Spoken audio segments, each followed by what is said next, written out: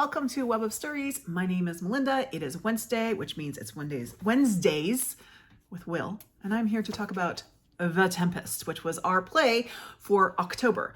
I had never read this play before. I had never seen a production. I knew that people were shipwrecked. That's what I knew about this play.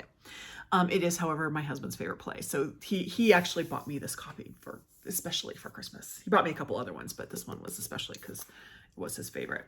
So, excuse me. So I was really excited to read this. I'm not going to go into a full sort of rundown of what the story is. The basis is that, let me get the characters' names right. Little tip, when you read these, always put a little tab on the cast list so you can go back and forth. So there's this guy named Prospero, who is the former Duke of Milan, which is Milan, but they call it Milan in the play.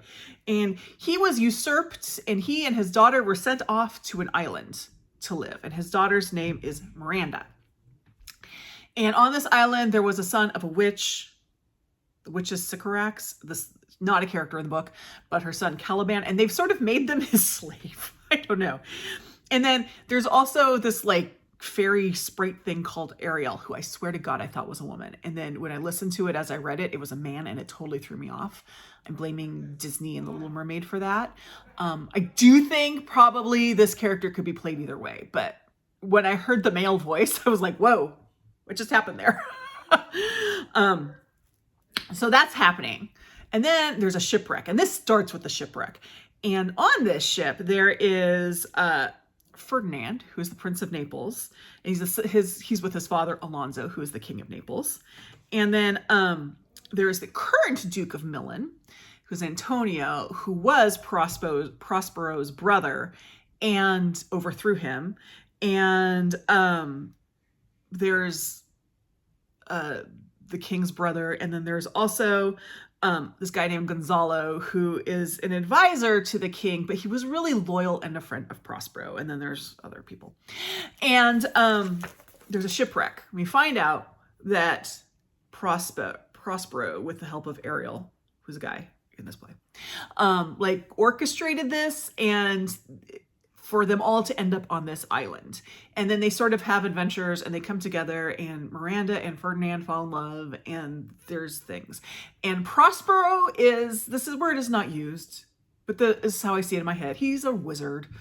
I mean, I see him with the hat with the stars and the cloak. He even has a magic cloak in it.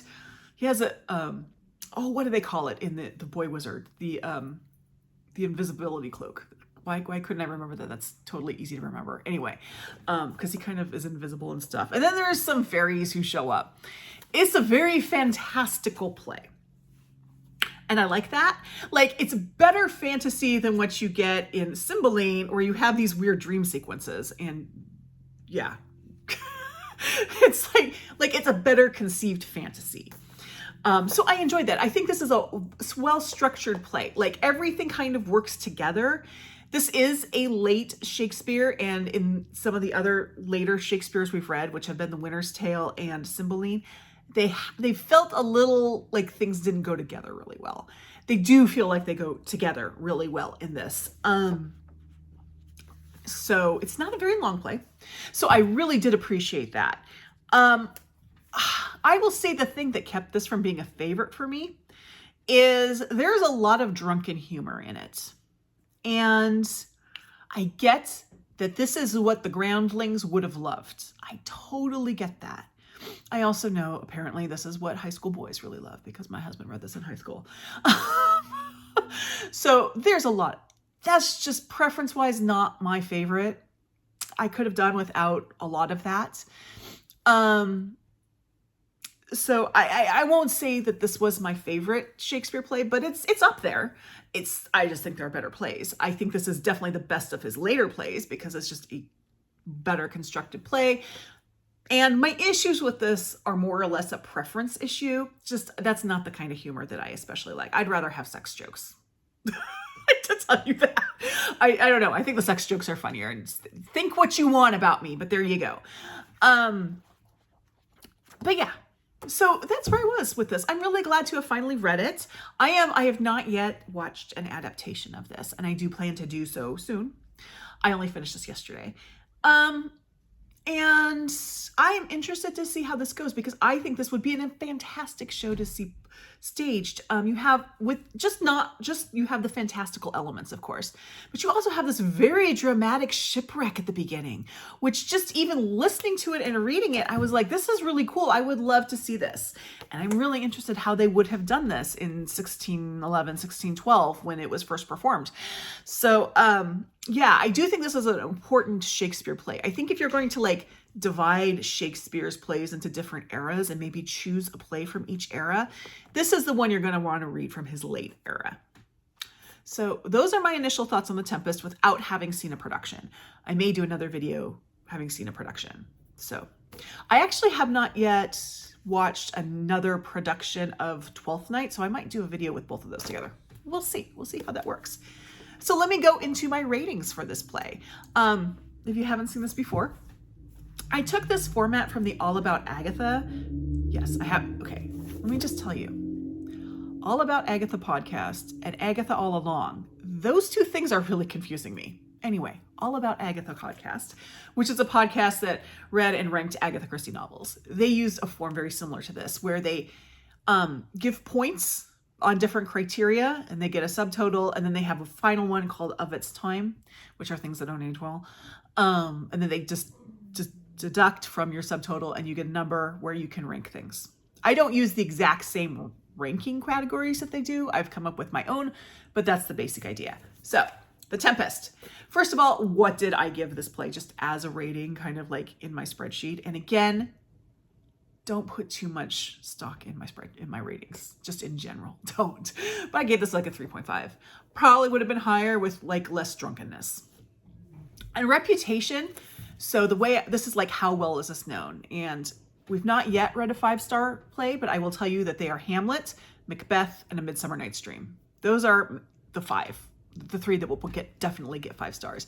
This is a 4.5 because I think people know The Tempest. I mean, they may not know the story, they may not have read it or seen it, but The Tempest, they go, oh yeah, that's by Shakespeare. So I'm going to give this one a 4.5. As for ease, now I really need to think about this one because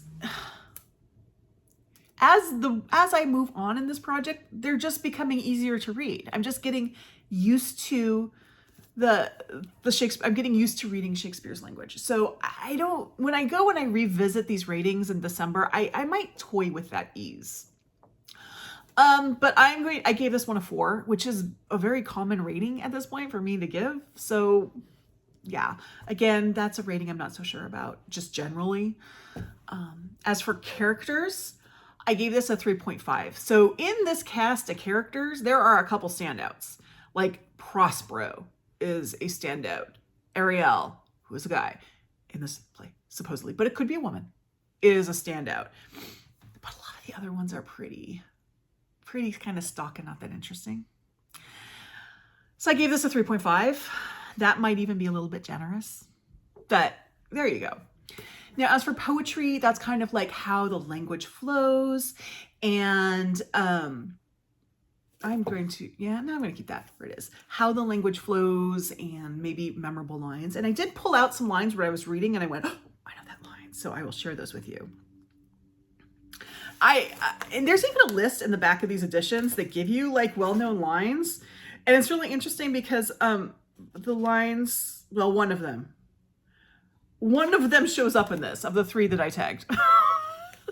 Only one of them shows up in that list. But the first one is, good wombs have borne bad sons. Now, I may not have heard that other places, but that line stuck with me. I'm like, oh, yes, that's a line I can see myself using if I am so moved. And then I had, hell is empty and all the devils are here. I probably remembered this because that is the line that gave the title to a Louise Penny novel. The 17th, I think, book in her series is All the Devils Are Here. So 16th through 17th. And it did come from this play. And then this is the one that was in the famous lines, and that is what's past is prologue, which is a pretty famous line, things that, history repeats itself sort of thing. I did also want to share this little this little passage by Caliban. So Caliban is the son of the witch. He's kind of a drunken character, not my favorite, but he does have this nice little passage that I liked. And that is, "Be not afeared, the isle is full of noises, sounds and sweet airs that give delight and hurt not. Sometimes 1,000 twangling instruments will hum about mine ears, and sometimes voices that, if I had waked after a long sleep, will make me sleep again. And then, in dreaming, the clouds methought would open and show riches ready to drop upon me, that when I waked, I cried to dream again." I just really like that. So I gave this a 3.5. I think there could have been more. That's sort of where I am with this, considering what this story is. I think it really lends itself to lots of really fanciful language, and it doesn't give me what I wanted. Maybe that's why I gave it a 3.5 too. I think you could have had a lot more in here that would have really just stood out. And now for would I see this? So on this one, 1 is you could not pay me to see this. 5 is I will travel to see this. I gave this as a 4, which is if it is in my area, I am definitely going to go see it. Mostly because I want to see how they do a lot of the stuff that's in here. The shipwreck and the ferries and all this. There's a lot of singing in this, by the way. So maybe this is like Shakespeare's musical. I don't know. So I would definitely see this if it was in my area. So this gives me a subtotal of 23 points. Now, on the of its time, I didn't see anything in here that really didn't age well. So I only took 1 off for it. I won't give 0 because I think there's always like humor that doesn't carry, things like that. So it's not that it didn't age well and it became offensive, but that it didn't age well and its effect is lost on us, sort of thing. I think there's always going to be at least a little bit of that in every play.